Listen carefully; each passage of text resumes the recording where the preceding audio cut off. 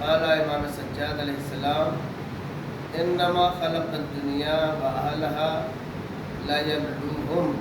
امام سجاد علیہ السلام ارشاد فرماتے ہیں کہ دنیا اور اہل دنیا کو اللہ نے آزمائش کے لیے خلق کیا ہے، صرف اور صرف دنیا میں رہنے والوں کے لیے آزمائش ہے، امتحان ہے، امتحان کے لیے روز بروز امتحان ہے، آزمایا جائے گا۔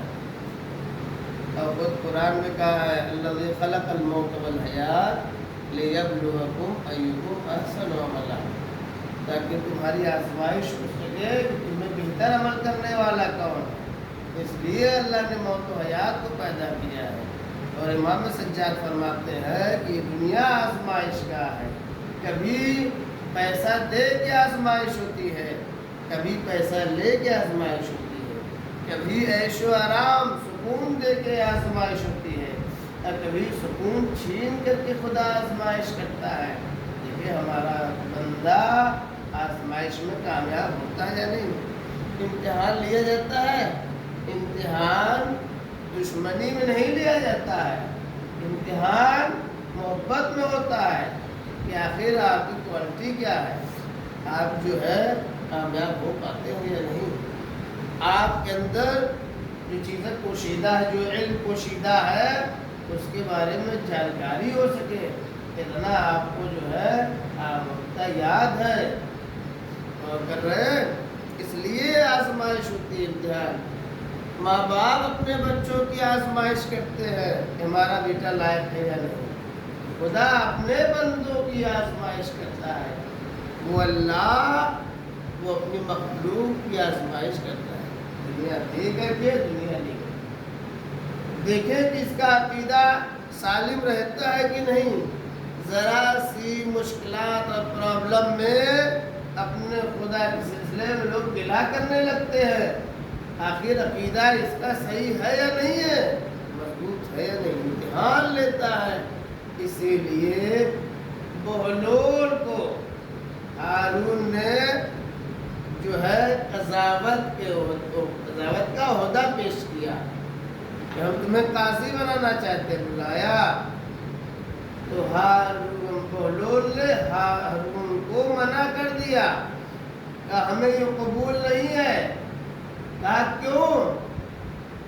کہا کہ ہم اس کی صلاحیت نہیں رکھتے۔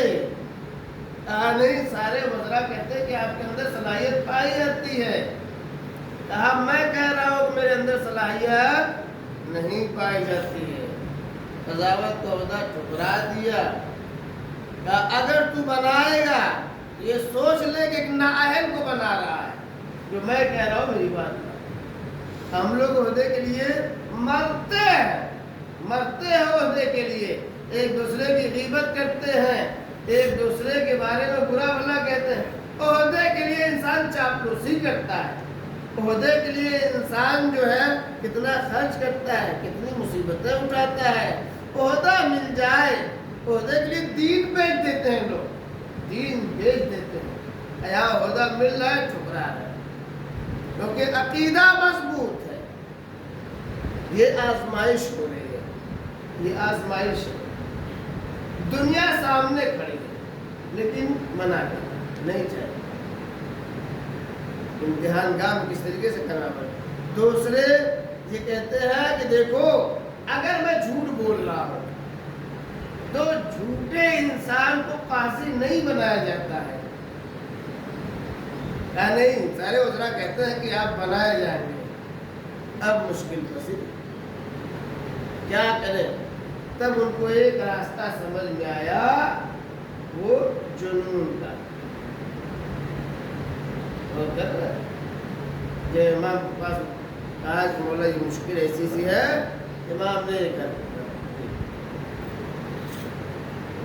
جنون انہیں سمجھ میں آیا اور وہ دیوانے بن گئے، دیوانے لکڑی کو ڈنڈے کو ایسے کو ایسا انہوں نے بنایا گھوڑا، کہا چل میرے گھوڑے چل چل چل، اور لوگوں سے کہتے تھے ہٹ جاؤ کہیں میرے گھوڑے کی ٹانگ تم لوگوں کے اوپر نہ پڑے تو تمہیں پامال کر دے.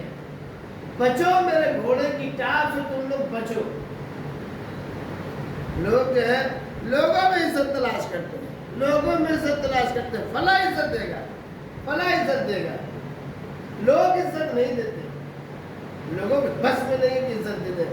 اگر عزت دینا لوگوں کے ہاتھ میں تھا تو خود اپنے آپ کو عزت دے لیتے. عزت دینے والا خدا ہے, صرف خدا ہے عزت دینے والا.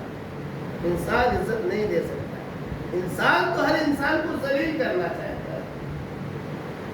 ان کے پاس غزہ ایک غلام لے کر کے آتا ہے کہ ہارون نے کھانا بھیجا ہے. سوچا کھانے کے ذریعے سے ان کو جو ہے ورگلایا جائے.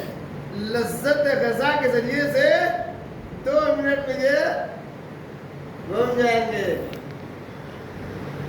لیکن لذیذ کھانے کو ہاتھ نہیں لگایا.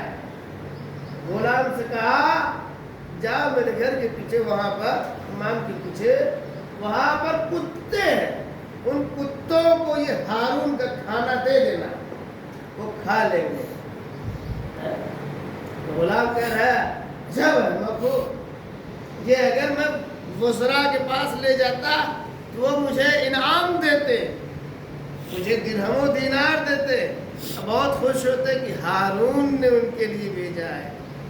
اور تم کہہ رہو کتوں کو لے آ کے ڈال دو.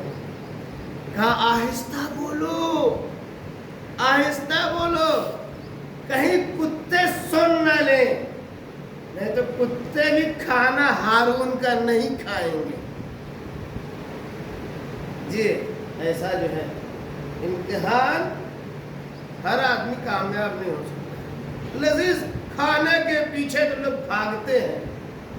آپ دیکھیں شادیوں میں لوگ کتوں کی طرح سے کھڑے ہو کر کے کھاتے ہیں نا, جانوروں کی طرح سے کھانے کے لیے ٹوٹ پڑتے ہیں, اور اس طرح سے کھاتے ہیں کہ جیسے لگتا ہے کہ یہ آخری کھانا ہے کھانے کے لیے. امتحان میں ہر آدمی کامیاب نہیں ہو پاتا. اللہ آزمائش چاہتا ہے, اپنی مخلوق کو آزمانا چاہتا ہے کہ میرے بندے کتنے ہیں. فقط والسلام ورحمۃ اللہ وبرکاتہ.